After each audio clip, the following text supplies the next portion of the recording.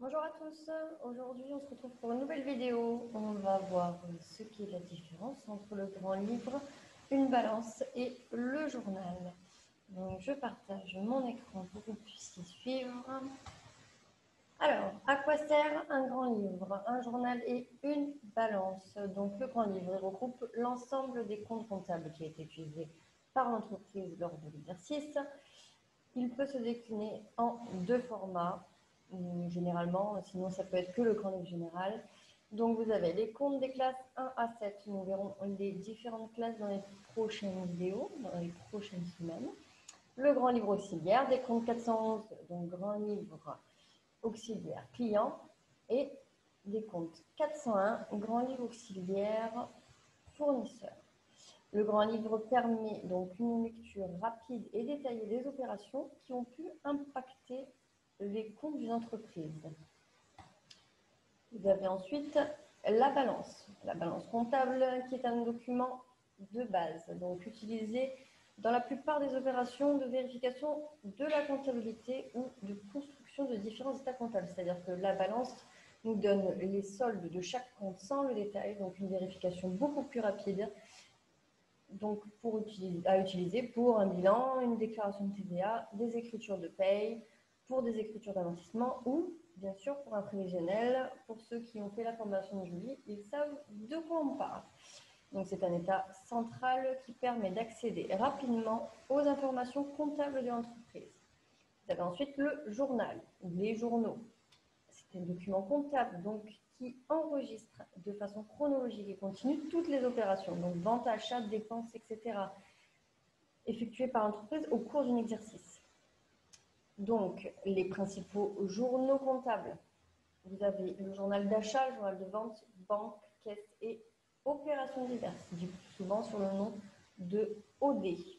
On va voir les différents journaux par la suite. Donc, le grand livre.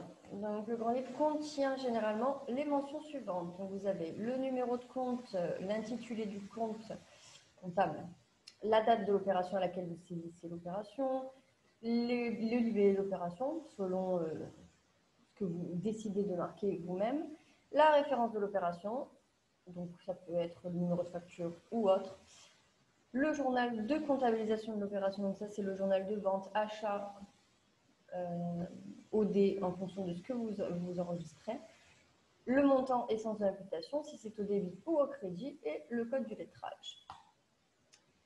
Généralement, donc, il se présente sous cette forme que vous voyez ici.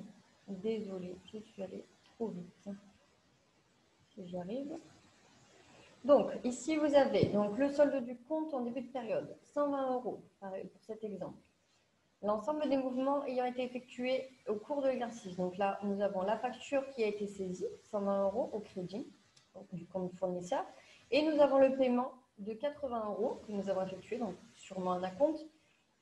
Il nous reste donc le solde final de ce compte de 40 €. Les comptes sont classés par numéro dans l'ordre prévu par le compte comptable, donc 401. 401, ça peut être toujours des 401 avec le nom de vos fournisseurs, tout dépend comment vous tenez votre comptabilité. Ensuite, les opérations sont classées par ordre chronologique, donc du plus ancien au plus récent. Les sommes des débits doivent être égales à la somme des crédits. Donc ça, c'est en règle générale. Bien évidemment, vous pouvez avoir des différences, mais ça veut dire que soit vous devez de l'argent, soit on vous doit de l'argent, et il faut au mieux solder avant la fin de l'exercice. Sinon, des reports sont à faire. Le journal. Donc, pour consigner les écritures comptables et enregistrer les documents comptables, donc justificatifs, factures, fournisseurs, factures clients ou autres. Plusieurs journaux auxiliaires sont généralement établis, dont les principaux sont, donc, comme on disait précédemment, le journal d'achat qui va servir qui sert à enregistrer toutes les factures fournisseurs, le journal de vente pour les factures clients, le journal de banque qui sert à enregistrer toutes les opérations d'encaissement et de décaissement, donc virement, chèque, etc. Le journal de caisse, donc pour les opérations en espèces, et le journal d'OD qui va servir à enregistrer toutes les opérations autres à celles indiquées précédemment. comme les salaires, les déclarations de TVA, les écritures de régularisation et les écritures d'inventaire. Donc, plusieurs informations doivent être nécessaires, doivent nécessairement y figurer. Désolé. Alors, la date de l'opération, le libellé de l'écriture comptable. L'écriture comptable est l'enregistrement d'un flux dans un journal comptable. Par exemple, le fait de noter un achat dans ce journal est une écriture comptable. Le libellé de l'écriture comptable est l'énoncé de ce à quoi elle correspond. Par exemple, achat de 4 chaises. On va le voir dans l'exemple. Ici, vous avez la date de l'achat et le libellé, donc achat de 4 chaises, avec le numéro de compte bancaire 512, en règle générale c'est les 500, le montant de l'opération au débit 100 €. Concrètement, le journal comptable est un tableau à plusieurs colonnes et voici donc l'exemple présenté. La balance générale. Donc la balance. Donc il y a plusieurs sortes de balances, on verra dans les prochaines vidéos aussi. La balance générale est une aide fondamentale pour contrôler la comptabilité et donc le bilan et le compte de résultat. Donc la balance, comme je disais précédemment, nous indique les soldes de chaque compte sans détail. On peut avoir un œil beaucoup plus rapide sur la comptabilité. Donc la balance nous fait état de chaque compte pour la période. La balance de fin d'exercice est une synthèse du bilan, bien sûr, car nous avons les soldes de chaque compte et elle est automatiquement en annexe du bilan à chaque fois. Elle permet de faire le lien directement des documents financiers à contrôler avec le logiciel de comptabilité. Il suffit de pointer les comptes à contrôler avec le détail de ce compte, donc le grand livre qui présente le détail, pour pouvoir s'assurer que les documents informatiques sont cohérents. C'est aussi avec la balance qu'il est possible de contrôler la déclaration de TVA et s'assurer de son enregistrement.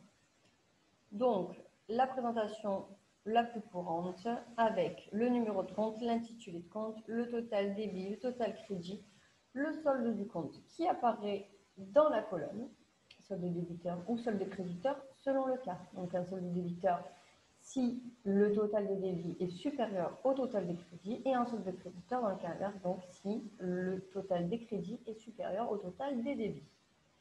La balance doit être équilibrée, c'est-à-dire que le total des débits doit être égal au total des crédits ou le total des sommes débiteurs doit être égal au total des sommes créditeurs.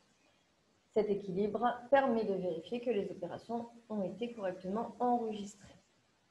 On respecte le principe de la double partie. Donc là, vous voyez un exemple vide, bien sûr, de balance, donc avec le numéro de compte, le libellé, le total des débits, le total des crédits et si le solde de la balance, donc de chaque compte, est débiteur ou créditeur.